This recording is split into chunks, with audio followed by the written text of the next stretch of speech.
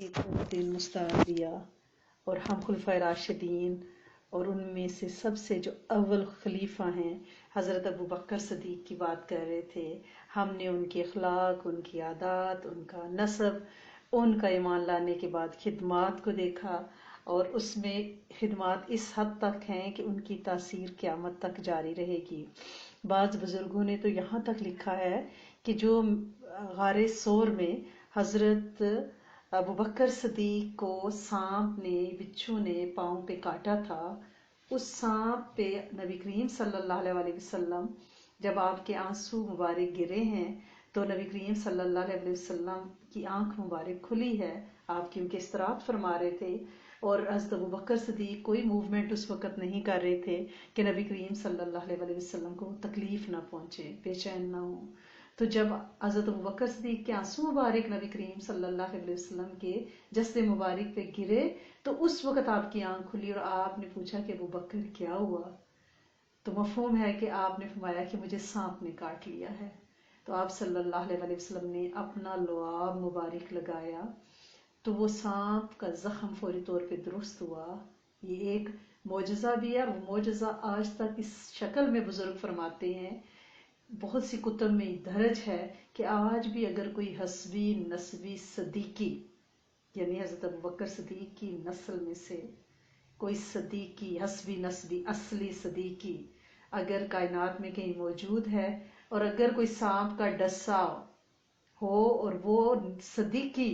نسل کا وہ شخص، وہ ہستی اپنا لعاب اس سانپ کے ڈسے پہ لگائے تو آج بھی شفا مل جاتی، یعنی وہ شفا منتقل ہو رہی ہے آج تک.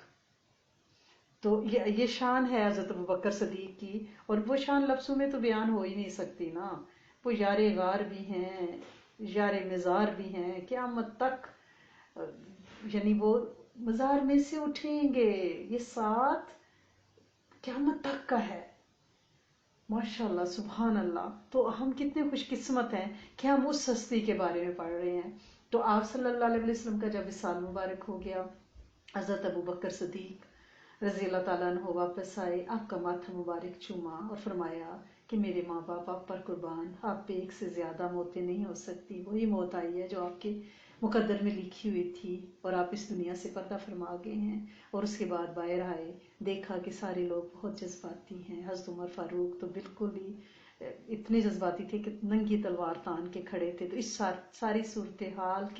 سے نپٹنے کے لیے حضرت ابو بکر صدیق کی وہ ہستی اس وقت جس استقامت، جس حوصلے، جس صبر کا انہوں نے اظہار فرمایا، اگر وہ نہ ہوتا تو یہ تسبیح کے دانوں کی طرح اس وقت صحابہ پتہ نہیں بکھر جاتے اور اسلام کی کیا شکل اختیار ہوتی. اللہ کریم نے اس وجود مستحکم سے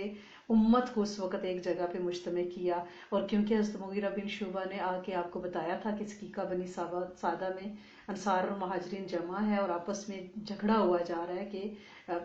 ہم میں سے امیر ہوگا یا وزیر ہوگا یا کیا صورتحال ہوگی. تو آپ فوراً جو ہے حضرت عمر فاروق کو سمجھانے کے بعد، جو پچھلی ہم نے ایپیسوڈ تک پڑھا تھا، پھر آپ سقیقہ بنی سعدہ میں تشریف لے گئے اور وہاں جا کے آپ نے مجمع کو مخاطب کیا، وہ تقریر کی جس کی اس وقت ضرورت تھی. آپ نے فرمایا اول مہاجرین امراء ہوں گے اور انصار وزراء ہوں گے، یعنی مہاجرین جو ہیں وہ امیر ہوں گے اور انصار وزیر ہوں گے. آپ کی تقریر سن کر حضرت عباد بن منظر نے فرمایا مناسب یہ ہوتا معلوم ہوتا ہے کہ ایک امیر ہم میں سے ہو اور ایک مہاجرین میں سے ہو. حضرت عمر فاروق نے حضرت عباد انصاری کو جواب دیا کہ تم کو خوب یاد ہے کہ نبی کریم صلی اللہ علیہ وسلم نے مہاجرین کو وصیت کی تھی کہ انصار کے ساتھ نیک سلوک کرنا، انصار کو وصیت نہیں کی کہ مہاجرین کے ساتھ رعایت کا برتاؤ کرنا. یہ اس بات کی دلیل ہے کہ حکومت اور خلافت مہاجرین میں رہے گی. تو حضرت عباد بن منظر نے فوراً حضرت عمر فاروق کی بات کو ٹوکا اور کچھ بات کرنے لگے. نتیجہ یہ ہوا کہ حضرت عمر فاروق بھی بول رہے ہیں اور حضرت عباد بھی، اور دونوں میں زور زور سے باتیں ہونے لگی. حضرت ابو عبیدہ دونوں کو خاموش کرانے کی کوشش کرنے لگے. تو اتنے میں سے حضرت بشیر بن منظر، حضرت بشیر بن نعمان بن کعب جو ہیں انصاری ہیں، وہ کھڑے ہوئے اور نے کہا کہ نبی کریم صلی اللہ علیہ وسلم بے شک قبیلہ قریش میں سے تھے، لہٰذا ان کی قوم یعنی قریش کے لوگ ہی خلافت کے زیادہ مستحق ہیں. ہم لوگوں نے بے شک دین کی خدمت کی ہے، نصرت کی ہے، ہم سابقون بالایمان ہیں، لیکن ہمارا اسلام لانا، نبی کریم صلی اللہ علیہ وسلم کی مدد کرنا محض اللہ کی رضا کے لیے تھا۔ اس کا معاوضہ ہم دنیا میں نہیں چاہتے کہ ہم خلافت اور امارت کے مالک بن جائیں یا ہم مہاجرین سے کوئی جھگڑا کریں۔ تو حضرت ابا بن منظر نے کہا بشیر تم نے تو اس وقت بڑی بزدلی کی، بنے بنائے کام کو بگاڑ دیا، یعنی ہمیں امارت ملنے ہی لگی تھی۔ تو حضرت بشیر نے کہا میں نے بزدلی کا اظہار نہیں کیا، بلکہ میں نے اس بات کو ناپسند کیا ہے کہ ایک ایسی قوم سے خلافت اور امارت کے متعلق جھگڑا ہو جس کے بارے میں نے خود سنا ہے کہ نبی کریم صلی اللہ علیہ وسلم نے فرمایا تھا الائمہ من قریش، کہ امام قریش میں سے ہوں گے۔ تو پھر حضرت بشیر کی یہ بات سن کر حضرت نعمان جو ہے حباب جو ہے وہ خاموش ہو گئے۔ اس طرح یہ معاملہ رفع دفع ہو گیا، سکوت ہو گیا ایک دم مجمع کے اوپر، اور وہ جو ایک جھگڑا تھا نا اللہ کی رحمت سے سکینت طاری ہوگی۔ اور اب حضرت ابو بکر صدیق نے فرمایا کہ یہ عمر رضی اللہ تعالیٰ عنہ اور یہ حضرت عبید اللہ رضی اللہ تعالیٰ عنہ ابو عبیدہ موجود ہیں، دونوں کے ہاتھ پکڑ کے آپ نے فرمایا کہ یہ عمر فاروق رضی اللہ تعالیٰ عنہ ہے، یہ حضرت ابو عبیدہ ہیں، تم دونوں میں سے کسی ایک کو پسند کر لو کہ کس کو امیر بنانا ہے، یعنی دونوں ہی مہاجرین میں سے ہیں۔ حضرت ابو عبیدہ اور حضرت عمر نے کہا نہیں، حضرت ابو بکر صدیق مہاجرین میں سے آپ سب سے افضل ہیں، غار ثور میں نبی کریم صلی اللہ علیہ وسلم کے رفیق تھے، نماز کی امامت آپ نے کرائی ہے، نبی کریم صلی اللہ علیہ وسلم نے آپ کو اپنا قائم مقام بنایا ہے۔ تو حضرت ابو بکر صدیق کے ہوتے ہوئے کوئی دوسرا خلافت کا مستحق ہو ہی نہیں سکتا۔ اور یہ فرمانے کے بعد حضرت عمر نے فوری طور پہ حضرت ابو بکر صدیق کے ہاتھ پہ بیعت کر لی، یعنی یہ سب آنن فانن ہوا ہے نا۔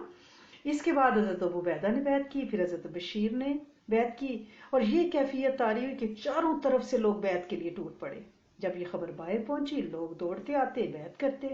اور اس طرح سے متفقہ طور پہ حضرت ابو بکر صدیق کو، یعنی وہ کہتے ہیں نا پنجابی میں اتن چیتی، کوئی پلان نہیں تھا، جو بعد میں یہ ایک گروپ ایک جو فرقہ اب یہ کہہ رہا ہے کہ وہ پلاننگ سے چھاپا مارا گیا اور خلافت چھینی گئی، ایسا کچھ بھی نہیں تھا۔ آپ تو مجمع کو خاموش کرانے گئے تھے، نزاع اور فتنے کو ٹھنڈا کرنے گئے تھے، اور اس وقت آپ نے پھر مہاجرین کے دونوں صحاب کے ہاتھ اٹھائے حضرت ابو عبیدہ اور حضرت عمر فاروق کے کہ ان میں سے جسے چاہو پک کر لو تاکہ ایک ٹھنڈک پڑ جائے، بعد میں جو سازشی ماحول ہے اس کو تقویت نہ ملے۔ تو ان دونوں ہی اصحاب نے جن کو آپ نے نامینیٹ کیا تھا انہوں نے حضرت ابو بکر صدیق کے ہاتھ پہ بیعت کر لی، اور وہ اچانک بیعت ہوئی ہے۔ انصار میں سے صرف حضرت سعد بن عبادہ جو ہے نا انہوں نے بیعت نہیں کی فوری طور پہ، اور یا ان حضرات نے جو تجہیز و تکفین میں موجود تھے انہوں نے بیعت نہیں کی، باقی سب نے بیعت کر لی۔ حضرت سعد نے بھی تھوڑی دیر کے بعد اسی شام حضرت ابو بکر صدیق کے ہاتھ پہ بیعت کر لی، گویا سارے انصار کی بیعت ہوگی سیم ڈے،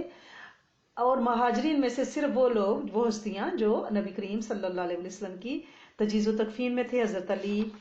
حضرت زبیر، حضرت طلحہ، انہوں نے 40 روز تک بیعت نہیں کی، شکایت کی بنا پر کہ سکیکہ بنی سادہ میں جب بیعت ہوئی تو ہمیں اس مشورے میں کیوں شامل نہیں کیا گیا۔ حضرت علی ایک دن حضرت ابو بکر صدیق کے پاس آئے اور کہا کہ میں نے آپ کی فضیلت اور استحقاق خلافت کا کبھی بھی منکر نہیں ہوں، لیکن شکایت یہ ہے کہ ہم رسول صلی اللہ علیہ وسلم کے قریبی رشتہ دار ہیں، آپ نے سکیکہ بنی سادہ میں ہم سے مشورہ کیے بغیر کیوں لوگوں سے بیعت دی؟ اگر آپ ہم کو بھی وہاں بلوا لیتے تو ہم سب سے پہلے آپ کے ہاتھ پہ بیعت کرتے۔ حضرت ابو بکر صدیق نے فرمایا رسول صلی اللہ علیہ وسلم کے رشتہ داروں کے ساتھ سلوک کرنا مجھے اپنے رشتہ داروں کے ساتھ سلوک کرنے سے زیادہ محبوب ہے۔ میں سکیکہ بنی سادہ میں بیعت لینے کی غرض سے نہیں گیا تھا، بلکہ مہاجرین اور نصار کے نزاع کو، جھگڑے کو ختم کرنا ضروری تھا فوری طور پہ، اور دونوں فریق لڑنے اور مارنے پر تیار تھے۔ میں نے خود اپنی بیعت کی درخواست نہیں کی، بلکہ حاضرین نے خود بالاتفاق میرے ہاتھ پہ بیعت کی، اور اگر اس وقت میں بیعت لینے کو پوسٹ پون کر دیتا، ملتوی کر دیتا، تو مجھے یہ اندیشہ اور خطرہ تھا کہ دوبارہ یہ لوگ سازشوں کا شکار ہو جائیں گے اور منافقین کی باتوں میں آ جائیں گے، تو اس لیے فوری طور پہ انہیں اس ایک مرکز پہ مجتمع کرنا ضروری تھا۔ تو آپ لوگ تجہیز و تکفین میں مصروف تھے، میں اس اجرت میں آپ لوگوں کو وہاں سے کیسے بلوا سکتا تھا؟ حضرت علی کرم اللہ وجہہ یہ بات سن کر فوراً انہوں نے اپنی شکایت واپس لی، اور اگلے روز مسجد نبوی میں مجمع عام کے روبرو حضرت ابو بکر صدیق کے ہاتھ پہ بیعت کر لی 40 دن کے بعد۔ اب حضرت ابو بکر صدیق جب سکیکہ بنی سعدہ سے واپس آئے، اگلے روز تجہیز و تکفین نبی کریم صلی اللہ علیہ وسلم کو اپنے حجرہ مبارک میں، بی بی عائشہ صدیقہ کے حجرہ مبارک میں ہی جہاں بھی آپ کا بستر تھا اسی جگہ کو کھودا گیا، کیونکہ یہ بات سامنے آئی تھی کہ آپ صلی اللہ علیہ وسلم نے فرمایا تھا اپنی حیات طیبہ میں کہ انبیاء جہاں وصال فرماتے ہیں وہیں ان کا مدفن بنتا ہے، تو اسی جگہ سے بستر اٹھا کے وہاں پہ قبر کھودی گئی۔ اور جب اس سے فارغ ہوئے حضرت ابو بکر صدیق مسجد نبوی میں آئے، ممبر پر بیٹھ کر عام لوگوں کو بیعت کا اعلان کیا، اور پھر جب بیعت ہوگی آپ کھڑے ہوئے، اللہ پاک کی حمد اور نعت بیان کی، پھر لوگوں سے مخاطب ہو کر کہا میں تمہارا سردار بنایا گیا ہوں، حالانکہ میں تم سے بہتر نہیں ہوں، بس اگر میں نیک کام کروں تو تمہارا فرض ہے کہ میری مدد کرو، اگر میں کوئی غلط راہ اختیار کروں تو فرض ہے کہ مجھے سیدھے راستے پر قائم کرو۔ اس میں بہت بڑا نقطہ ہے کہ ہم میں سے جو بھی اولو العمر ہو، وہ گھر میں رعیت کا مانیٹر ہو، یا وہ کلاسز کو لے کے چل رہا ہو، یا وہ گروپس کو لے کے چل رہا ہو، وہ کسی جماعت کا امیر ہو، اسے یہی رویہ اختیار کرنا ہے کہ اپنے ساتھیوں میں سے یہ نہیں سمجھنا کہ میں ان سے افضل ہوں، یہ سمجھنا ہے کہ ہم سب ایک گروپ کی شکل میں چل رہے ہیں، اور اگر مجھ سے کوئی غلطی ہو جاتی ہے جو لے کے چل رہا ہے تو اسے فوراً اپنی غلطی تسلیم کرنا ہوتی ہے، اور پھر مشورے سے پہ عمل کرنا ہوتا ہے، اور ہر وقت تیار رہنا ہوتا ہے دوسروں کی مدد کرنے کو۔ جو کسی کا مشورہ ہے اسے آنکھوں پہ لینا ہے، اگر آپ کو اس سے کوئی اتفاق نہیں ہے تو خاموشی اختیار کرنی ہے، اور اللہ پاک سے دعا کرنی ہے کہ اللہ پاک سیدھی راہ سجھا دیں، بات کرنے والے کو ہدایت کی راہوں پہ چلا دیں، اس کے دل کو نرم کر دیں، گداز کر دیں۔ اگر کوئی شیطان کسی کے دل میں جماعت کے ساتھ چلتے ہوئے ٹھونگا مار کے اس کی منزل کھوٹی کرنے کی کوشش کرتا ہے تو اس پہ جھگڑا نہیں مول لینا ہوتا، اس پہ دعا کرنی ہوتی ہے، اب خاموشی اختیار کرنی ہوتی ہے، کیونکہ جب آپ بیٹھ کے کمیونیکیٹ کرو گے نا، مجمع سجاؤ گے، تو پھر کیا ہوگا، پھر بہت سی ایسی باتیں نکل کے سامنے آئیں گی جو کہ کرنے والے کے گناہوں میں اضافہ کرے گی، کیونکہ جس پارٹی کے بارے میں آپ بات کر رہے ہوگے کیا پتہ جو الزام اس پہ لگائے جا رہے ہیں وہ اس کا سزاوار نہ ہو، تو لہٰذا اس سارے اگر ایسا کوئی نزاع گھر میں یا فیملی میں یا گروپس میں پیش آتا ہے تو اس میں دعا اور خاموشی، پھر اللہ پاک خود ہی کوئی راہ سجھا دیتے ہیں، کیونکہ آپ نے اس پہ فرمایا ہے کہ میں تم سے بہتر نہیں ہوں، اگر میں نیک کام کروں تو تمہارا فرض ہے میری مدد کرو، اگر میں کوئی غلط راہ اختیار کروں تو مجھے سیدھے راستے کی طرف رہنمائی کرنا، ٹھیک ہے نا؟ اس لیے ہم سب مشورے کے محتاج ہیں، ہم سب گائیڈنس کے محتاج ہیں کہ ہم پہ چیک رکھا جائے اور ہمیں بتایا جائے کہ یہاں آپ نے صحیح کیا ہے، یہاں آپ نے غلط کیا ہے۔ پھر آپ نے فرمایا راستی اور راست گفتاری امانت ہے، دروغ گوئی خیانت ہے، سچ بولنا جو ہے وہ امانت ہے، دروغ گوئی کیا ہے، جھوٹ بولنا، یہ خیانت ہے۔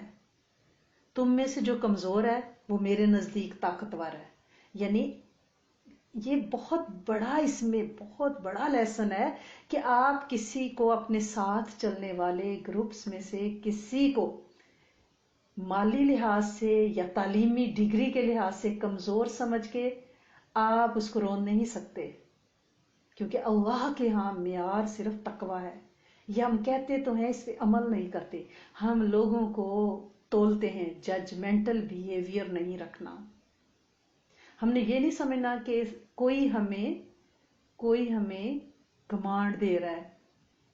وہ تو ہم سے مالی لحاظ میں بھی کمزور ہے، وہ تو ہم سے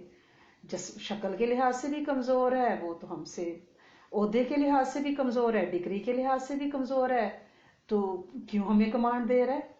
ایسے نہیں سوچنا، کیونکہ یہاں پہ کیا ہے، تم میں سے جو ضعیف ہے وہ میرے نزدیک قوی ہے۔ اگر آپ کامیاب ہونا چاہتے ہیں تو جو آپ کو کمزور لگتا ہے اس سے سر آنکھوں پہ بٹھائیں، میرا رب آپ کو عزتوں کے تاج پہنا دے گا، کیونکہ آپ نے بندے کو تقوی کے معیار پہ تولا ہے، اس کی حیثیت اس کے گھروں کی فوٹیج پہ نہیں تولا۔ تو لہٰذا یہ آپ نے سبق اس سے سیکھنا ہے۔ حضرت ابوبکر صدیق کا یہ خطبہ سونے چاندی میں حریر جواہرات میں تولنے کے برابر ہے کہ آپ نے فرمایا تم میں سے جو ضعیف ہے وہ میرے نزدیک قوی ہے جب تک کہ میں اس کا حق اسے نہ دلوا دوں، اور تم میں سے جو قوی ہے یعنی مضبوط ہے، طاقتور ہے، وہ میرے نزدیک بڑا کمزور ہے جب تک کہ میں اس سے حق لے کے غریب کو نہ دلوا دوں۔ تم لوگ جہاد کو ترک نہ کرنا، جب کوئی قوم جنگ کو، جدال کو ترک کر دیتی ہے تو وہ ذلیل ہو جاتی ہے۔ جب تک میں اللہ اور رسول صلی اللہ علیہ وسلم کی اطاعت کروں تم میری اطاعت کرو، یعنی کب تک کسی کی بات ماننی ہے، چاہے وہ شوہر ہے چاہے وہ ماں باپ ہے، جب تک کہ وہ اللہ اور رسول کی اطاعت میں ہوں۔ اگر آپ کا شوہر یا آپ کے ماں باپ آپ کو یہ کہتے ہیں کہ بیرا روی اختیار کرو، چلو کٹی پارٹی میں چلو، پجامہ پارٹی میں چلو، فلاں فنکشن میں چلو جو اسلام کے خلاف ہے، تو آپ کہتے ہیں سوری میں نے نہیں جانا، میرا رب ناراض ہوتا ہے، مجھے تو اپنے رب کی رضا چاہیے۔ یعنی جب تک وہ اللہ اور رسول کی بات کا حکم دیں، دین کی بات کریں، اسلام کے مطابق بات کریں، آپ پہ ان کی اطاعت واجب ہے، لیکن انکار بھی کرنا ہے تو لٹ نہیں مارنی کہ نہیں نہیں نہیں میں نہیں جا رہی، میں تو پکی مسلمان ہوں، نہیں ہم سوری میں نہیں جا سکتی، اس سے اللہ ناراض ہو جاتے ہیں نا، آپ بھی ناراض نہ ہوئیے گا، میں نہیں جا سکتی، آپ بھی نہ جائیں تو بہتر ہے، لیکن میرا آپ پہ کوئی زور نہیں ہے، لیکن میں نہیں جاؤں گی، میری معذرت، ٹھیک ہے نا۔ جیسے آپ کو کوئی شادی پہ بلاتا ہے، کوئی ایسی گیدرنگ ہے جہاں کے مرد بھی ہیں، ایکسپلوجر ہے اس طرح، تو آپ کہہ سکتی ہیں کہ سوری میں نہیں آ سکتی، میرا آپ پہ تو کوئی زور نہیں ہے لیکن میں نہیں آ سکتی، ٹھیک ہے نا۔ تو آپ احسن طریقے سے، کیونکہ آپ نے فرمایا کہ اللہ اور رسول کی اطاعت جب تک میں کروں تم میری اطاعت کرنا، جب میں اللہ اور رسول کی نافرمانی کروں تو تم میرا ساتھ چھوڑ دینا، کیونکہ پھر تم پر میری اطاعت ہی واجب نہیں ہے۔ اطاعت کس کی واجب ہے؟ جو اللہ رسول کی اطاعت کر رہا ہے، دوسروں کی اطاعت واجب نہیں ہے، لیکن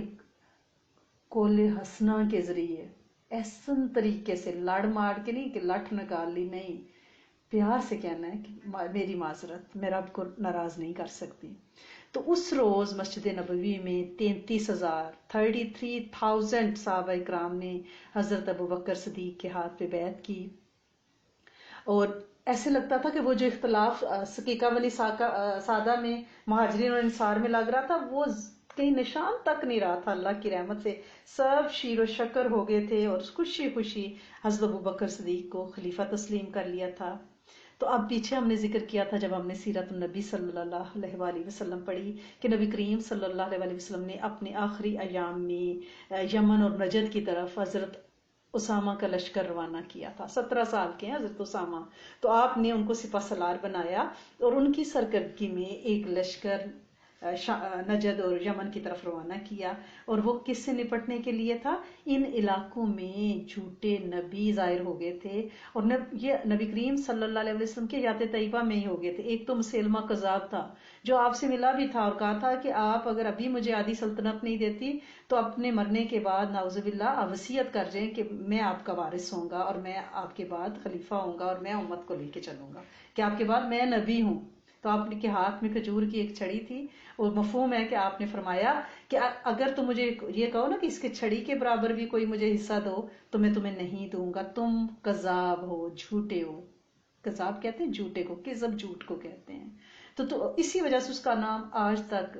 مسلمہ کذاب پڑ گیا، اس کے نام کا حصہ، صرف مسلمہ کے تو سمجھ ہی نہیں آتا نا، کذاب۔ اور دوسرا اسود انسی، وہ آپ سے ملا نہیں تھا، یہ یمن کے علاقے میں، نجد کے علاقے میں تھے، تو ان کی سرکوبی کے لیے آپ صلی اللہ علیہ وسلم نے اپنی حیات طیبہ میں یہ لشکر روانہ کیا تھا۔ تو ان ملکوں کے مینز کے جو فتنے یہ نمودار ہوئے ان دو ملکوں میں، تو وہی کیفیت تھی کہ جب نبی کریم صلی اللہ علیہ وسلم کی وفات سے قبل آپ نے خود ہی بتا دیا تھا کہ اسود انسی جو ہے وہ مارا جا چکا ہے، لیکن اس کا زہر ابھی پھیلا ہوا تھا، لوگوں کو جو بیرا رو کر کے گیا تھا آپ کے حیات طیبہ میں یہ مر گیا تھا، اور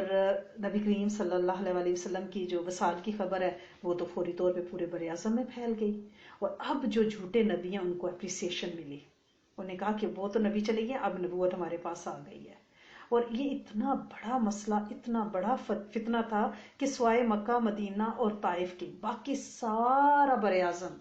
عرب جو ہے وہ سارا اس فتنے کی لپیٹ میں آ گیا تھا، اور باہر کے قبیلوں نے بھی مدینہ پر حملے کی تیاریاں شروع کر دی تھی کہ خلافت چھین لیں۔ تو نبی کریم صلی اللہ علیہ وسلم نے جو حضرت اسامہ بن زید کو اپنے مرز الموت میں شام کی طرف رومیوں کے مقابلے کے لیے روانہ فرمایا تھا، تو اور یمن اور نجد کی طرف، تو جب آپ بیمار زیادہ ہو گئے تو یہ لشکر مدینہ کے باہر رک گیا تھا، کیونکہ روز بروز خبریں آ رہی تھی کہ آپ کی حالت اور خراب ہو رہی ہے اور خراب ہو رہی ہے، تو یہ ملتوی ہو گیا تھا، پھر آپ کا وصال ہو گیا۔ اب صورتحال یہ تھی کہ اب اتنا خطرہ تھا مدینہ میں کہ باہر کے سارے قبیلے اٹیک کرنا چاہ رہے ہیں، نبوت ختم ہو گئی ہے تو اب ہم نبی ہیں، ہم ویسی شان و شوکت کے ساتھ لالچ میں۔ تو اب ایسی صورتحال میں صحابہ کرام نے حضرت ابوبکر صدیق کو مشورہ دیا کہ اس لشکر کی روانگی فی الحال آپ روک دیں، کیونکہ مدینہ کو سخت خطرہ ہے، اگر یہ لشکر چلا گیا تو اس میں تو سارے ہی صحابہ ہیں، تو پیچھے مدینہ کی حفاظت کون کرے گا؟ تو آپ نے فرمایا کہ اگر مجھے مدینہ میں کوئی درندہ اکیلے پھاڑ بھی کھائے نا، تو تب بھی میں اس لشکر کو ملتوی نہیں کروں گا جسے اللہ کے رسول صلی اللہ علیہ وسلم نے اپنی حیات طیبہ میں روانگی کا حکم دیا ہے۔ یہ ہے وہ قول رسول صلی اللہ علیہ وسلم پہ عمل، کہ آپ کی زبان اقدس سے نکلا ہے کہ یہ لشکر جائے گا تو یہ جائے گا، حالات جتنے بھی بدل چکے ہیں۔ ہم کیا ہیں؟ ہم کہتے ہیں نہیں نہیں، آپ کہاں سنتوں پہ عمل ہو سکتا ہے، دیکھیں نا کس ملک میں ہم رہتے ہیں، یہاں تو یہ کرنا بہت ضروری ہے نا، اگر ہم اپنے برائڈل شاور نہیں کریں گے تو بچی کی سہیلیاں کیا کہیں گی، دیکھیں ہم کیا کریں نا، اگر ہم بیبی شاور نہیں کریں گے، لوگوں کے سامنے وہ یہ نمائش اپنے پیٹ کی نہیں لگائیں گے، اور فیس بک پہ وہ تصویریں نہیں ڈالیں گے، تو لوگ کیا کہیں گے، پہلا بچہ، ان کو خوشی نہیں ہوئی؟ یعنی شرم و حیا اور غیرت کا جنازہ ہمارے گھروں میں سے نکل گیا بدقسمتی سے۔ ہمارے لیے وہ جو سنت اور وہ جو پردہ، وہ شرم و حیا جو اسلام کی بنیادی چیز ہے، اس کا ہم نے تابوت میں آخری کیل ٹھونک دیا ہوا ہے، اور دن بدن اور کیل ہم ڈھونڈتے جا رہے ہیں کہ یہ سنتیں جو ہیں خدا نخواستہ نعوذ باللہ ان کو تو کہیں پاسے لگا دیں۔ یہ دیکھیں کہ مدینہ کو خطرہ ہے، لیکن آپ فرما رہے ہیں کہ آپ صلی اللہ علیہ وسلم نے فرما دیا ہے مجھے درندے نوچ کھائیں لیکن میں لشکر کو روانہ کروں گا۔ یہ جذبہ چاہیے اسلام کے لیے، اور یہ پیدا کرنا ہے۔ اور اب مائیں بچے بڑے ہو جاتے ہیں، جب وہ بیرا رو ہو جاتے ہیں، پھر وہ ہدایت کی راہوں سے نکل جاتے ہیں، تو پھر وہ ڈھونڈتی پھرتی ہیں کہ کوئی انجیکشن دین کا جو ان کو لگ جائے۔ اپنی جوانیاں تو ہم نے لگائی نا ان کے لیے، اپنا وقت تو ہم نے ان کو دیا نا، خود تو ہم چلتا پھرتا قرآن اور بدقسمتی سے چلتی پھرتی سننا اور سیرہ اور صحابیات کا حلیہ ہم نے اپنایا نہیں، اور اب ہم یہ چاہتے ہیں کہ ہمارے بچے دین متقین کی امامت اختیار کریں۔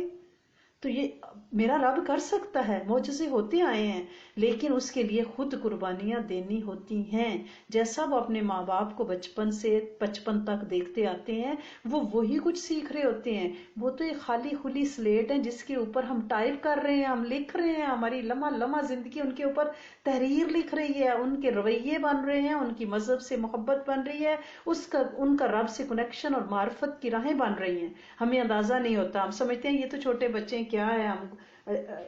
عیاشی کر لیں۔ بچیاں مجھے فون کر کے کہتی ہیں،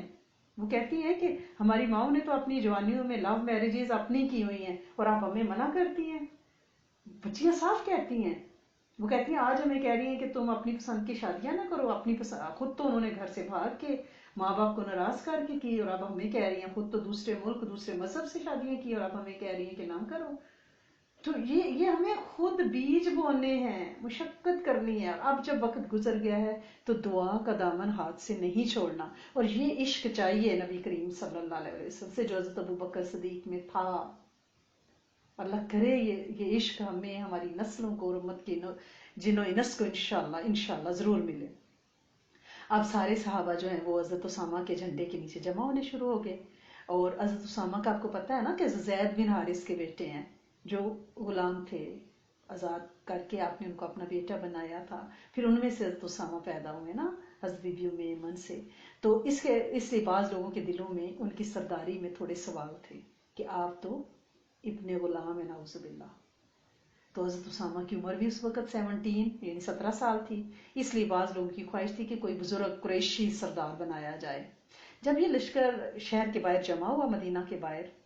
تو حضرت اسامہ نے حضرت عمر فاروق کو، جو لشکر میں ایک سپاہی کی حیثیت تھے، سوچیں ذرا ہم کہتے ہیں کہ ہمارا علم ہمیں عزتیں ملیں، ہمیں مرتبے، ہمیں لوگ کورنش بجا لائیں، ہمیں لوگ سلام کہیں، ہمیں لوگ استاذہ جی اور باجی جان جی کہیں۔ یہ دیکھیں حضرت عمر فاروق، حضرت اسامہ 17 سال کے ہیں اور یہ ان کے لشکر میں ایک سپاہی کی حیثیت سے ہیں، لیکن انہیں کوئی اعتراض نہیں ہے۔ انہیں تو صرف خدمت کرنی ہے، انہیں تو صرف سروسز دینی ہے، انہیں عہدے اور پروٹوکول نہیں چاہیے۔ جب آپ ڈیزگنیشنز، جب آپ کسی عزتوں کے تاج کی لالچ کے بغیر چلیں گے، پھر میرا رب آپ کو چلائے گا۔ جب آپ کے دل میں لالچ ہوگا نا کہ لوگ ہمارے ہاتھ چومیں اور ہمیں اونچی کرسی پہ بٹھائیں، پھر وہ عزتیں نہیں دے، عزتیں طلب سے نہیں ملتی، عزتوں کے پروانے عرشوں سے نازل ہوتے ہیں، اوپر سے مور تصدیق لگتی ہے، اور وہ کیسے لگتے ہیں؟ عاجزی پہ لگتے ہیں۔ حضرت عمر فاروق کو دیکھ لیں، حضرت ابوبکر صدیق کی تقریباً 2.5 سال حکومت ہے، اس کے بعد عمر فاروق 10 سال پورے بر اعظم کے بے تاج خلیفہ رہے ہیں، لیکن اس وقت وہ 17 سال کے ایک غلام ابن غلام کی سرداری میں لڑ رہے ہیں، ایک سپاہی بن کے۔ اب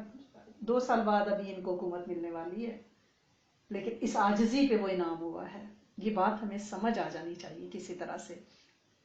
اس لیے بعض لوگوں کی خواہش تھی کہ بھئی کوئی عمر صحابی جو ہے وہ بنایا جائے، تو حضرت اسامہ نے حضرت عمر فاروق کو حضرت ابوبکر صدیق کے پاس یہ پیغام دے کر روانہ کیا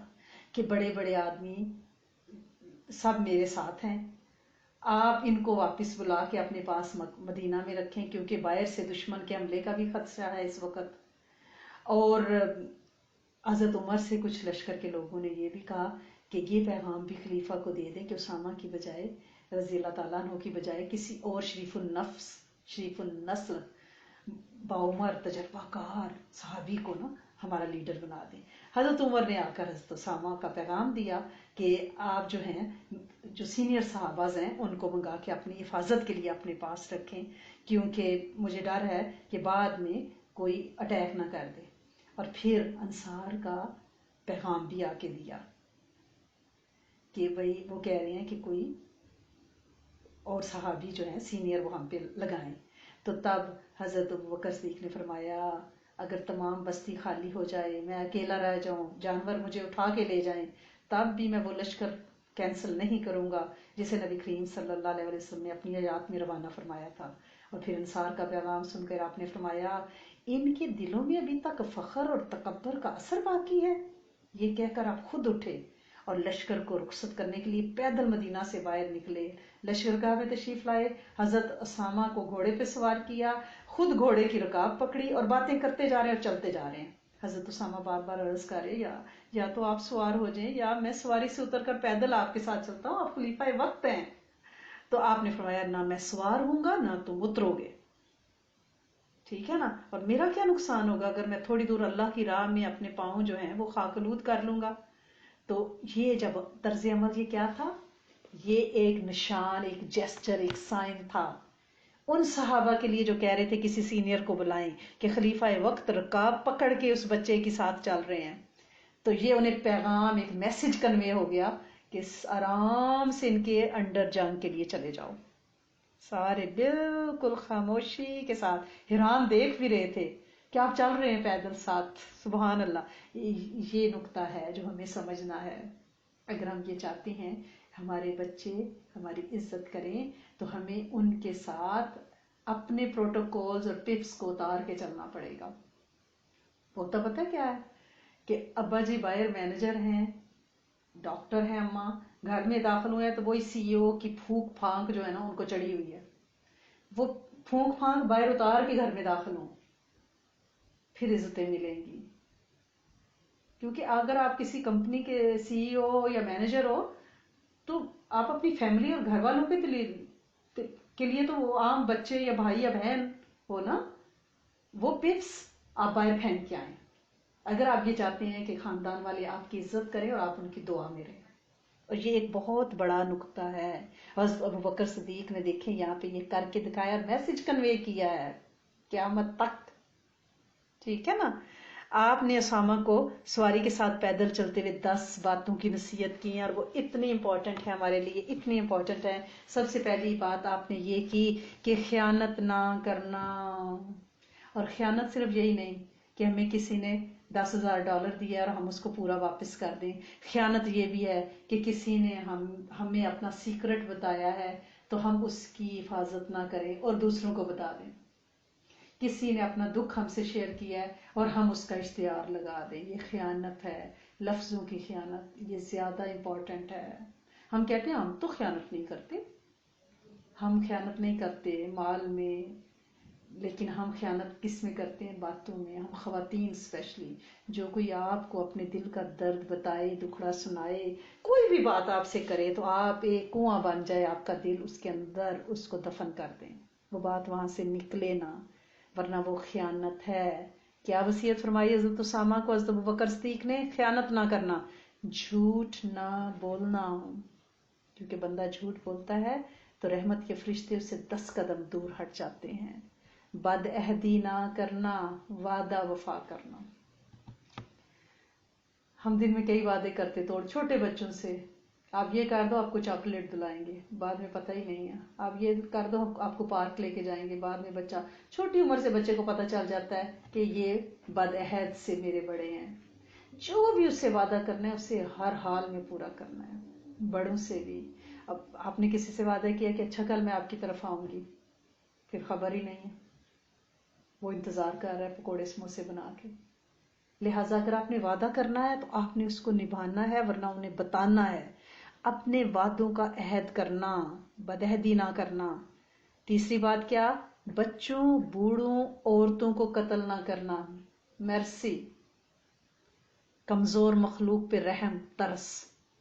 کسی پھلدار درخت کو نہ کاٹنا اور نہ جلانا. کھانے کی ضرورت کے سوا اونٹ، بکری، گائے کو ذبح نہ کرنا. جب کسی قوم پہ گزر ہو تو نرمی سے پہلے اسلام کی طرف بلانا، پھر جنگ کرنا اگر وہ نہ مانے تو.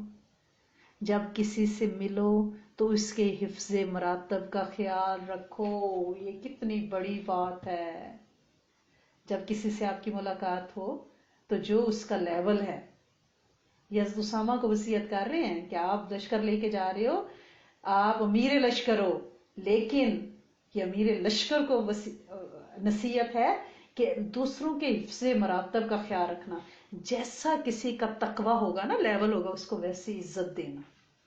ٹھیک ہے نا؟ ہر ایک کو یو یو ڈوڈ ڈوڈ، جیسے ہمارے یہاں یہ مغربی معاشرت میں اسپیشلی یہاں میں دیکھتی ہوں کہ باپ کو نام سے بلایا جا رہا ہے، چچا ماموں کو نام سے بلایا جا رہا ہے، پھوپھی خالہ کو، اور بچوں کو یہ کول ڈوڈ بنے ہوئے ہیں. تو یہ حفظ مراتب نہیں ہے. جہاں احترام نہیں ہوگا وہاں پہ بات ماننے کا مزاج نہیں ہوگا، اور جہاں بات ماننے کا مزاج نہیں ہوگا، جو بڑوں کی نہیں مانے گا وہ رب کی کیسے مانے گا؟ کیونکہ یہ تربیت ہے کہ جب گھر میں آپ حفظ مراتب، ہمارے زمانے میں باجی، آپا، بھائی، بھائی جان، وہ ایک لفظ تھے بہن بھائیوں میں آپس میں. اب سارے ایک دوسرے کا نام بلاتے ہیں، بڑے چھوٹے، بوڑھے جوان، ٹیچر کے نام بلائے جا رہے ہیں. تو یہ جو آپ کول بننا چاہ رہے ہو یہ کول نہیں ہے. میں کہتی ہوں یہ بڑا بہت ہی زیادہ، یعنی اب اس کو ہارٹ میں کیا کہوں، یہ زہر ہے. تو لہٰذا آپ نے اب حفظ مراتب کا خیال رکھنا، دوسروں کو بلاتے ہوئے جو پروٹوکول، جو احترام ہے اس کو ملحوظ رکھنا. یعنی دوسروں پہ نرمی بھی اختیار کرنی ہے، عاجزی بھی اختیار کرنی ہے، برابری بھی اختیار کرنی ہے، لیکن حفظ مراتب اپنی جگہ ہے کہ جس کا جتنا تقوی اور لیول ہے اس کے مطابق. یعنی فادر ہیں، ابو ہیں، تو ان کو آئیں تو ان کو عزت دینا، ان کے لیے کھڑے ہونا، ان کے لیے جگہ خالی کرنا، ان کو کھانے میں پہلے کہنا کہ آپ لے. یہ حفظ مراتب ہے جو ہمارے گھروں سے ختم ہو رہے ہیں. جو آیا اس نے فریج کھولا، اپنا سینڈوچ نکالا، بیٹھ کے بغیر بسم اللہ کے کھانے لگا. بدقسمتی سے یہ ہو رہا ہے، کھڑے ہو کے منہ کے ساتھ سافٹ ڈرنک لگائی اور پی رہا ہے. یہ نہیں ہے حفظ مراتب. کوئی بڑا بیٹھا ہے اس سے پوچھنا کہ ماں آپ نے کھا لیا ہے؟ بھائی آپ نے کھانا ہے، میں یہ بنا رہی ہوں، آپ لیں گے؟ ایسے پوچھنا یہ حفظ مراتب ہے. عزت دینا، سیٹ دینا، کھڑے ہونا، رسپیکٹ دینا، احترام کرنا، بڑے کی بات کو دھیان سے سننا، یہ ہے حفظ مراتب. تو حضرت ابوبکر صدیق نے فرمایا کہ جب کسی سے ملو تو اس کے حفظ مراتب کا خیال رکھو. جب کھانا تمہارے سامنے آئے تو اللہ کا نام لے کر کھانا شروع کرو. دیکھیں جا تو وہ محاذ پہ رہے ہیں اور وصیتیں کیا ہو رہی ہیں. ہم کہتے ہیں نہیں ہمیں پتہ ہے یہ ہمارے بچوں کو یہ چیزیں تو باتھ روم کی دعا اور بسم اللہ پڑھنا تو پتہ ہے، کوئی ان کو بڑی بڑی باتیں سکھائے نا، پتہ تو ہے، کیا انہوں نے عمل شروع کیا ہے؟ عمل کے لیے تو ہمیں بھی ریمائنڈر چاہیے، ہم بڑوں کو بھی ریمائنڈر چاہیے، بلکہ بچوں کی کلاس میں ہم زیادہ سیکھ رہے ہوتے ہیں کہ ہم بڑے ہو کے یہ سمجھتے ہیں کہ ہمیں سب پتہ ہے، جب یہ سمجھ لیتے ہیں کہ سب پتہ ہے، اس کا مطلب ہے کچھ پتہ نہیں ہے۔ تو پریکٹس، کھانا کھاتے ہوئے اللہ کا نام لینا، اور آپ کو عمل پتہ ہے نا کھانا کھاتے ہوئے کہ بسم اللہ الرحمن الرحیم یا بسم اللہ علی برکات اللہ، ایک بار سے زیادہ پڑھیں، 7 بار پڑھیں، تاکہ ساتوں زمینوں آسمانوں کی برکتیں آپ کے ساتھ نازل ہوں۔ اور کھانے کے دوران بار بار سورۃ فاتحہ پڑھیں، سورۃ فاتحہ شفا ہے کہ اللہ کریم یہ جو کھانا ہے نا، اس کے مضر اثرات سے تو ہم بچیں، اور اس کے جو فائدے والی چیزیں ہیں جو یوزفل ہیں ہماری باڈی کے لیے، وہ ہمیں ہماری باڈی کو لگ جائیں، اس کے نقصانات سے ہم بچیں۔ آج کل جتنی بیماریاں ہیں اس میں دیکھیں کہ ہم کہتے ہیں کہ ہم فیٹس نہیں لے رہے، ہمارا بلڈ پریشر ہائی ہو جاتا ہے، ہم چینی نہیں لے رہے، اب شوگر تو روٹی میں بھی ہے، فروٹ میں بھی ہے، ہر چیز میں ہے، ہم شوگر نہیں لے رہے کہ ہم ڈائبٹیز ہیں۔ اب ایسی صورتحال میں ہمیں کیا کرنا ہے؟ ہمیں کھانے کے دوران سورۃ فاتحہ بار بار پڑھنی ہے کہ اللہ کریم اس کھانے کے نقصانات سے ہمیں بچائیں، اور اس کے جو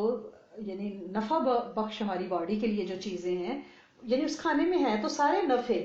لیکن بعض کو شوگر ہے باڈی میں، اب اس کو اس سے بچا دیں، بعض کو یعنی فیٹس باڈی کے لیے ضروری ہیں، لیکن بعض کو چکنائی سے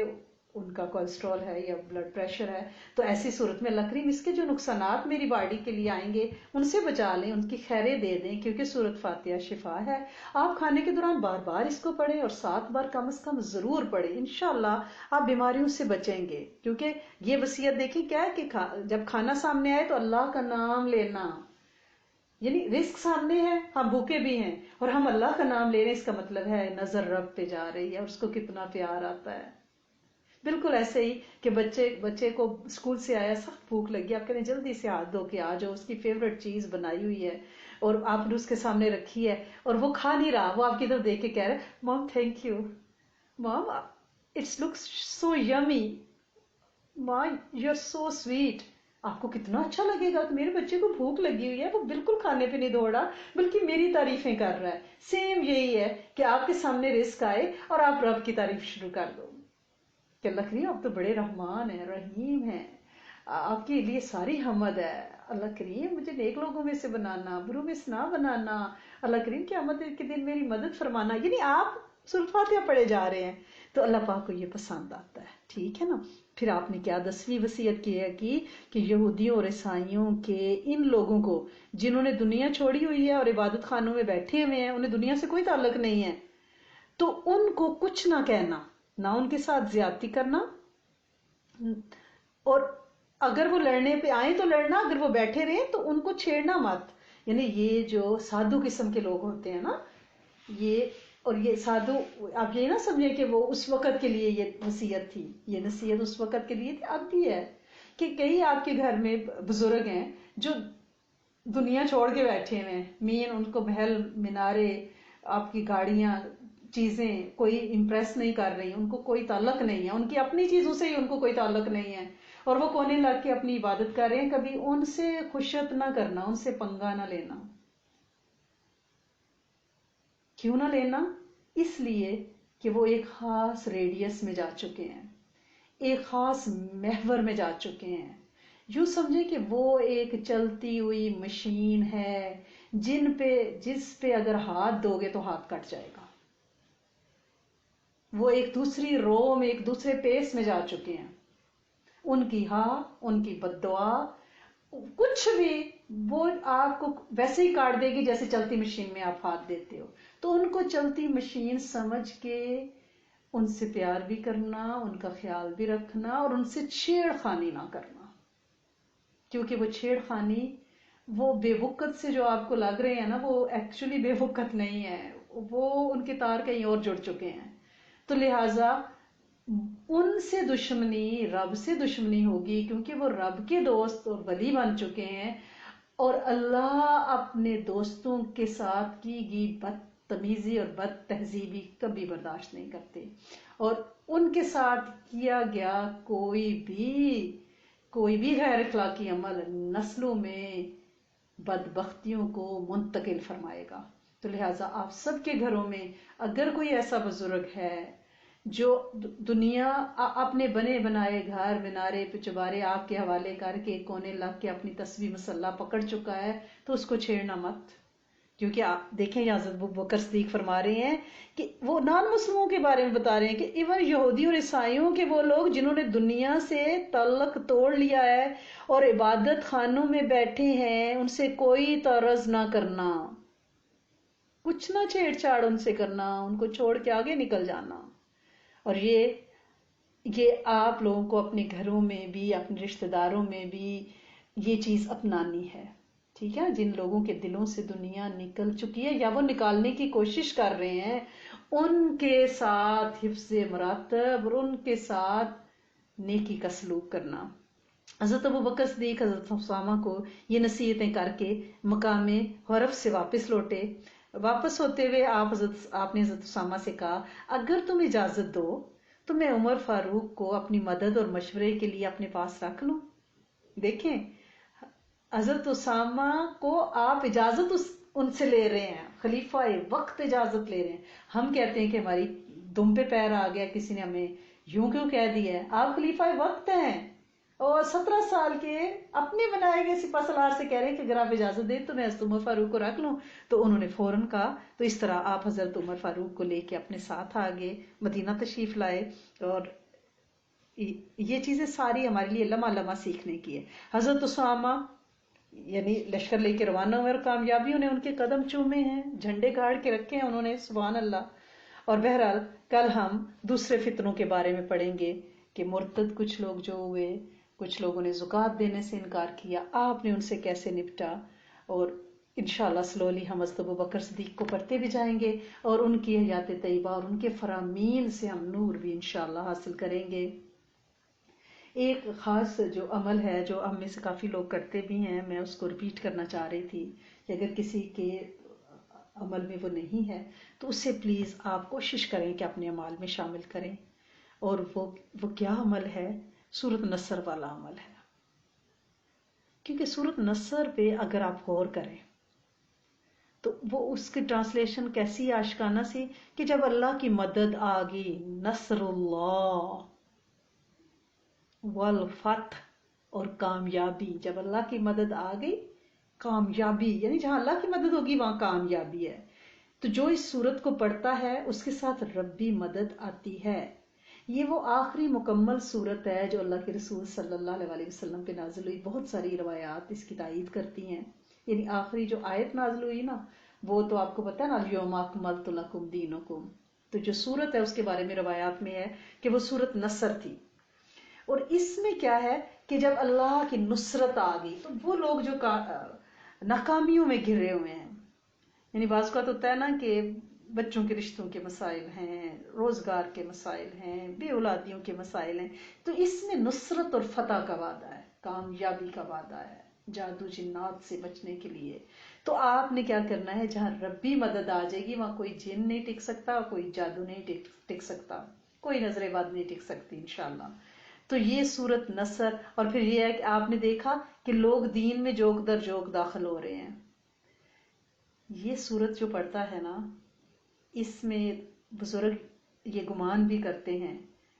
कि उनकी नस्ल से दीन का काम लिया जाता है, क्योंकि इसमें यह है कि ग्रोह दर ग्रोह दीन में दाखिल हो रहे हैं।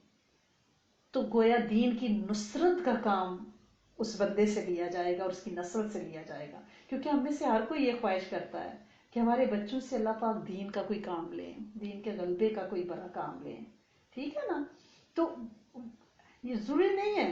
कि उनमें कोई कुव्वत खताबत ही हो, कोई वो हिस्ट्री में उन्होंने मास्टर्स ही किया हो, कोई आलमा का कोर्स ही किया हो तो वो बैठ के दीन की बात करें। बाज़ का ये होता है कि अब जो लेटेस्ट टेक्नोलॉजी है इसमें सिस्टम में अल्लाह पाक उनको बनवाने में, अगर वो इंजीनियर हैं तो उनसे कोई काम ले सकता है, कोई वेबसाइट बनवा सकता है, यानी कुछ भी किसी भी फेज में उनसे कोई काम अल्लाह पाक ले सकते हैं, दीन के गलबे का कोई काम ले सकते हैं। और दूसरा ये है कि इसमें इस्तग़फ़ार है। और हर वो कुरान की आयत जिसमें इस्तग़फ़ार है ना, اس میں دعاؤں کی قبولیت کے بہت وعدے ہیں اور اس میں بڑی پاور ہے، کیونکہ بندہ جب عاجزی کرتا ہے نا، جب جھکتا ہے، جب توبہ کا راستہ اختیار کرتا ہے، پھر میرے رب کی مدد آتی ہے، پھر میرے رب کی مدد آتی ہے، فور شور آتی ہے۔ میں آپ کو مثال دیا کرتی ہوں نا کہ بچہ ہمارے لیے بہت پیاری سی افطاری بنائے، ٹرے سجا کے، ٹھیک ہے نا، دسترخوان میں اوپر لے کے آئے آپ کے پاس، اور پھر کہ مام پتہ نہیں نمک شاید تیز نہ ہو گیا ہو، پتہ نہیں آپ کو پسند آئے کہ نہ آئے۔ یہ استغفار ہے کہ آپ عبادت بھی کرو اور پھر توبہ بھی کرو، نماز کا سلام پھیرا، 3 دفعہ آپ استغفار کر رہے ہیں کہ اللہ سونے پڑی تو ہے، پتہ نہیں اس میں آر کی پڑی گئی ہے کہ نہیں، کچھ کمیاں رہ گئی ہیں، کمزور تھی میری نماز، تو معاف کر دے اور قبول کر لے، ٹھیک ہے نا۔ اور آپ جب یہ سورت پڑھتے ہو تو اس میں وَاسْتَغْفِرْهُ إِنَّهُ كَانَ تَوَّابًا، تو اس میں استغفار ہے، جہاں استغفار آئے گا وہاں کامیابی آئے گی۔ اس کے شروع میں نصر اللہ اور فتح ہے، اس کے آخر میں استغفار ہے، اس میں کامیابی ہی کامیابی ہے اگر ہم سوچیں تو، نصرت بھی ہے، دین کا کام بھی ہے، تسبیح بھی ہے، فسبح بحمد ربک، تسبیح بھی ہے۔ لہٰذا اس صورت کو اگر آپ ایک خاص عمل جو بزرگ فرماتے ہیں وہ کیا ہے کہ آپ فجر میں درود شریف پڑھیں 3 دفعہ 5 دفعہ جو آپ کو توفیق ہے، کوئی سا بھی درود شریف پڑھیں، اور اس کے بعد آپ ہر دفعہ بسم اللہ الرحمن الرحیم یعنی بما تسمیہ اس صورت کو 21 بار پڑھیں فجر کی نماز کے بعد، ٹھیک ہے نا۔ فجر کے بعد آپ کے اذکار زیادہ آپ کو ٹائم نہیں ملتا، اشراق کے وقت پڑھ لیں، چاشت کے وقت پڑھ لیں، یعنی پہلے پہر تہجد کے وقت پڑھ لیں، ایک دفعہ مارننگ پہلے پہر آپ پڑھ لیں، فجر کے بعد پڑھ لیں تو زیادہ اچھا، اگر ٹائم نہ ملے تو تھوڑا لیٹ پہلے پڑھ سکتے ہیں، تو آپ 21 بار اس صورت کو پڑھیں گے، ہر دفعہ بسم اللہ الرحمن الرحیم ساتھ ہو، اول آخر آپ نے جب یہ عمل شروع کرنا ہے تو 3-5 دفعہ درود شریف پڑھا، پھر 21 دفعہ یہ صورت بما تسمیہ پڑھ کے پھر درود شریف پڑھ کے آپ دعا کر لیں، اور اس صورت کو پڑھتے ہوئے جو آپ کا مسئلہ ہے، بچوں کا، اولاد کا، بے ہدایتی کا، جادو کا، بے اولادی کا، اچھے زوجین کا، آپ اس کو نظر بات کا آپ اس کو پڑھیں، تصور کر کے پڑھیں، بہت پاورفل عمل ہے، بہت پاورفل عمل ہے۔ دوسرا، پھر آپ اسی عمل کو ظہر کے وقت کریں گی، ظہر نماز کے بعد آپ اس کو 22 ٹائم کریں گی، 22 دفعہ، ایک دفعہ بڑھا دیں گی، ٹھیک ہے۔ صبح آپ نے 21 ٹائم کیا تھا، اب آپ اس کو 22 ٹائمز کریں گی، 22 دفعہ، وہی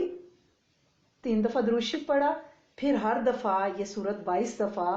بما تسمیہ پڑھی، پھر درود شریف 3 دفعہ پڑھا، یہ آپ کا عمل ہو گیا ظہر کے بعد۔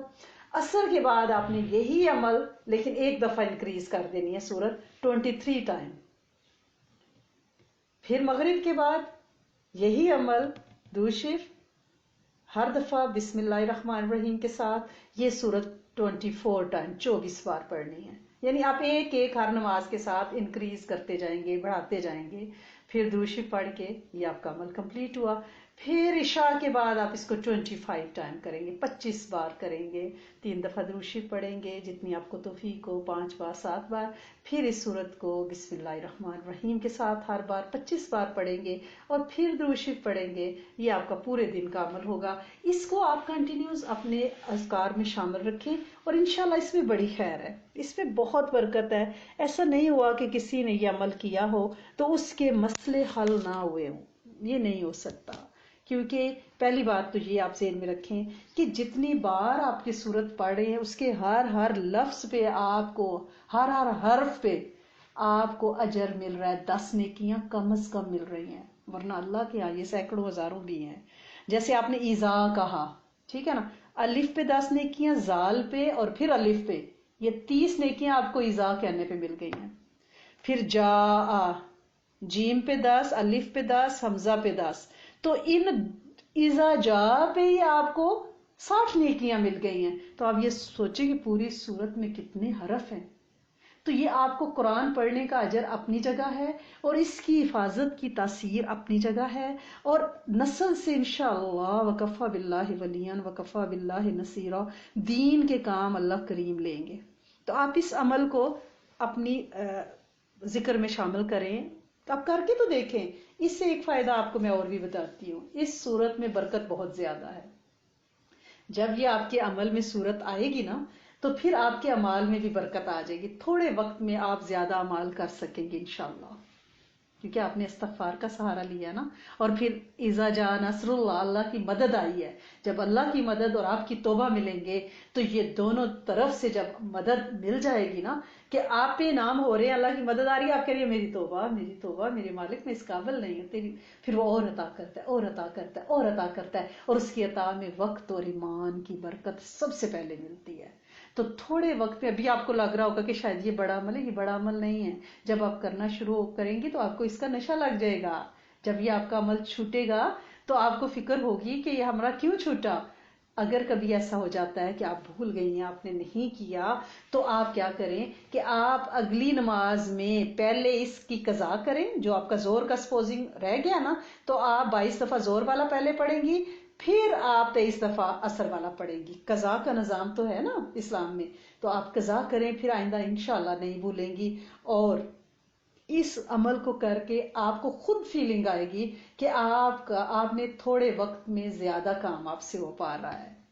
اور یہ بہت پاورفل عمل ہے، اس کی بڑی تاثیر ہے، یہ زندگی آسان اور سہل کر دیتا ہے، مسائل ختم ہو جاتے ہیں، کیونکہ مدد اللہ کی آ گئی اور فتح کا بھی وعدہ ہے، کامیابی کا وعدہ ہے میرے رب کا۔ اس میں کامیابی کیسے نہ ہوگی جس میں میرا رب پہلی آیت میں ہی وعدہ فرما رہا ہے، اور آخر میں آپ پھر توبہ طاعت کر رہے ہو، ٹھیک ہے نا۔ اور توبہ پہ تو وعدے ہی وعدے ہیں کہ بندہ، وہ ہے نا بیل بیفور اریسٹ، ضمانت قبل از گرفتاری، یہ جو توبہ ہے نا یہ بندے کو تار دیتی ہے، اور یہ اپنی نسلوں کی طرف سے بھی پڑھے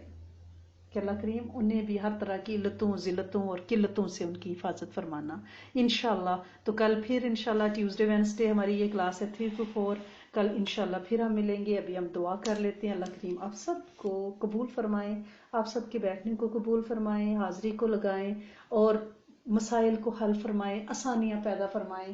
برکتیں نازل فرمائیں، اور زندگی کو سہل سبک رفتار بنا دیں، اس دنیا میں بھی بھلا کریں اور آخرت میں بھی بھلا کریں، مخلوق کا بھلا کریں۔ اور جو ہم دعا مانگنے جا رہے ہیں اللہ کریم ہمارے لیے، ہماری قیامت تک کی نسل کے لیے، پوری امت کے جن و انس کے لیے اس کو سدا قبول فرما کے رکھیں انشاءاللہ العزیز۔ اللہم انی اسألک واتوجہ الیک بنبینا محمد صلی اللہ علیہ وآلہ وسلم، نبی رحمت یا محمد،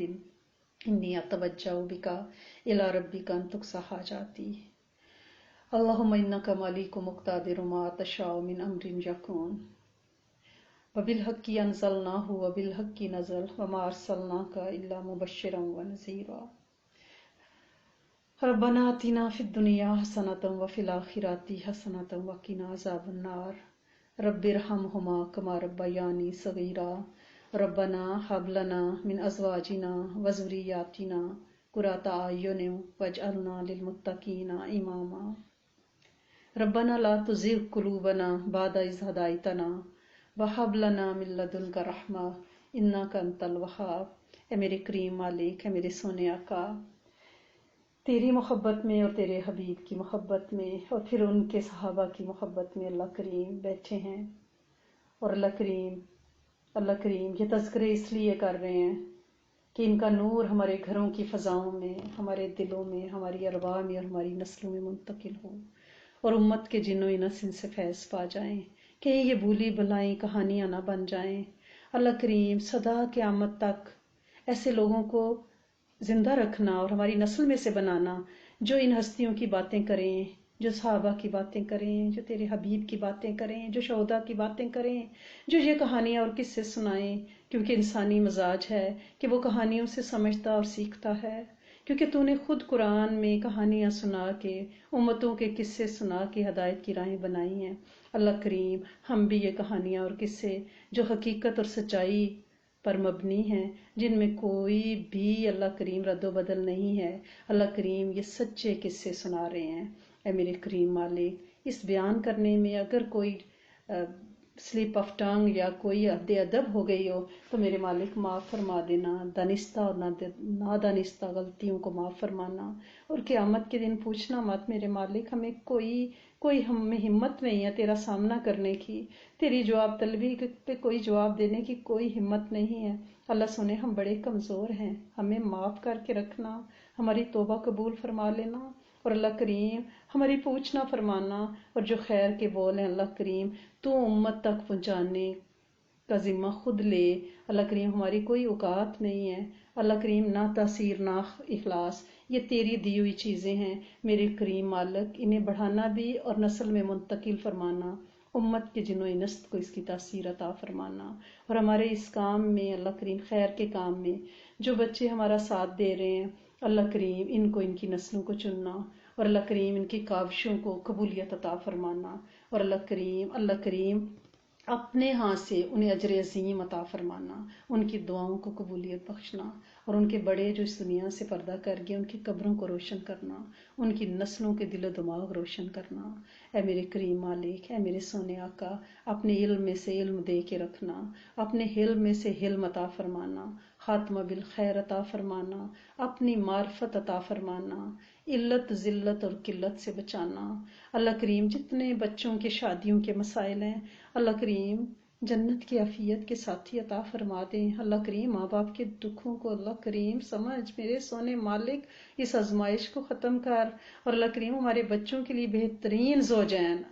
کلمہ گو، عافیت والے، برکت والے، حسن اخلاق والے، عزت پردہ شرم و حیا والے اللہ کریم ساتھی جوڑے بنا دے، نیک خاندانوں سے ملا دے میرے کریم مالک۔ اے میرے سونے آقا جو نکاح ہوئے ہیں اللہ کریم ان کو طلاقوں، خودکشیوں، ڈپریشن، سپریشن، لڑائیوں اللہ کریم ان سے بچا کے رکھنا، ان میں جوڑ پیدا فرمانا، خاندانوں میں جوڑ پیدا فرمانا، اور اللہ کریم انہیں بہترین نسلیں عطا فرمانا۔ اللہ کریم خالی گودوں سے بچانا، خالی آغوش سے بچانا۔ اللہ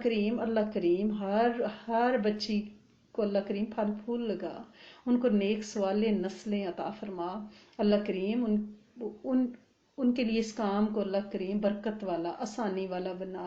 اور اللہ کریم جو بچے اس دنیا میں آئے اللہ کریم انہیں متقین کی امامت سے نوازیں، اور اللہ کریم جو بچے آنے کی راہوں پہ ہیں اللہ کریم انہیں عافیت، سلامتی، خیر، شفا،